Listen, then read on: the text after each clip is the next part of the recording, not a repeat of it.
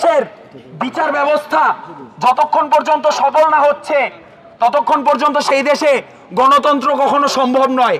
সেই দেশের মানুষের নিরাপত্তা, একদম ন্যূনতম যে জীবনের জন্য যেটা প্রয়োজন, বেঁচে থাকার অধিকার, সেটা নিশ্চিত করা কখনো সম্ভব নয়। আপনারা জানেন যে এর পূর্বে বাংলাদেশের বিচার বিভাগ সবসময় বিভিন্ন রাজনৈতিক ক্ষমতার কাছে পরাধীন ছিল। আপনারা এসকে সিনহার নাম জানেন, যে তাকে কিভাবে দেশ থেকে বিতাড়িত করা হয়েছিল। আমরা বলতে চাই যে গণঅভ্যুত্থান পরবর্তী বাংলাদেশে আমরা বিচার বিভাগের উপর আর কোন রাজনৈতিক বা সন্ত্রাসী হস্তক্ষেপ আমরা কখনো মেনে নিব না। আমরা বলতে চাই যে বিচার বিভাগের নিরাপত্তা এবং বিচারকদের নিরাপত্তা এবং বিচার বিভাগের স্বাধীনতা নিশ্চিত করতে হবে। টানা তৃতীয়বার অর্জন করেছে দেশের সেরা সুপার ব্র্যান্ড স্বীকৃতি বসুন্ধরা টিস্যু। যে দেশে বিচার বিভাগের স্বাধীনতা নিশ্চিত করা যায় না, সে দেশের উন্নতি কখনোই সম্ভব না। আমরা আমেরিকার দিকে তাকাই, আপনি আমেরিকার হাজারটা সমালোচনা করতে পারেন, কিন্তু সেখানে বিচার বিভাগের সম্পূর্ণ স্বাধীন। একজন জাজ সরাসরি আমেরিকার অ্যাক্টিং কারেন্ট প্রেসিডেন্টের বিরুদ্ধে রায় দিতে পারে, সেখানে কোনো সন্ত্রাসী হামলা হয় না।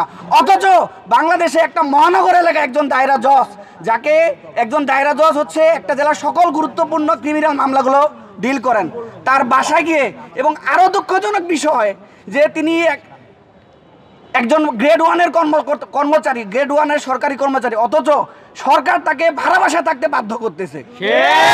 একজন ফার্স্ট ক্লাস কর্মকর্তা, গ্রেড 1-এর কর্মচারী হওয়ার পরও কেন তাকে ভাড়া বাসায় থাকতে হবে?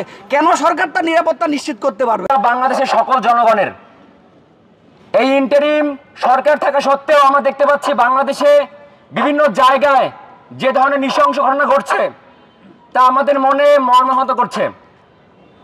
এই সময় যদি আমাদেরকে এই ঘটনাগুলো ফেস করতে হয়, তাহলে পরবর্তী সময়গুলোকে, পরবর্তী রাজনৈতিক সরকার আসার পরে কি অপেক্ষা করছে আমাদের আসলে ভাববার বিষয়। আমরা ইন্টারিম সরকারকে বলতে চাই, আপনারা হাজারো মানুষের রক্তের উপর দাঁড়িয়ে এই সরকার প্রতিষ্ঠিত হয়েছেন। আজকে শুধু এই জাজের ছেলে নিহত হয় নাই, আজকে বাংলাদেশের আনাচে কানাচে এমন অনেক জায়গা আছে, এমন অনেক মানুষ নিহত আমরা জানতেও পারি না। আমরা চাই বাংলাদেশের বস্তির ছেলে থেকে শুরু করে সর্বোচ্চ পর্যায়ে যেসব মানুষ হত্যার শিকার হয়, গুমের শিকার হয়, অন্যায় শিকার হয়, সকল কিছুর বিচার নিশ্চিত করতে হবে। নিরাপত্তা নিশ্চিত করুন। ইতোমধ্যেই আমরা দেখেছি বিচারকেরা তারা কলমবিরতি, কর্মবিরতি ঘোষণা করেছে। বাংলাদেশে বর্তমানে 50 লাখের মতো কেস মামলা আদালতে ট্রায়াল হিসেবে রয়েছে। যদি এইটা কোনো রকম ব্যাহত হয়, বাংলাদেশের জাস্টিস, বাংলাদেশের ন্যায় বিচার ব্যাহত হবে। সুতরাং আমরা এখান থেকে বলতে চাই, অতি শীঘ্রই আপনি বিচারকদের নিরাপত্তা নিশ্চিত করেন এবং নিরাপত্তা এবং ন্যায় বিচার প্রতিষ্ঠা করেন।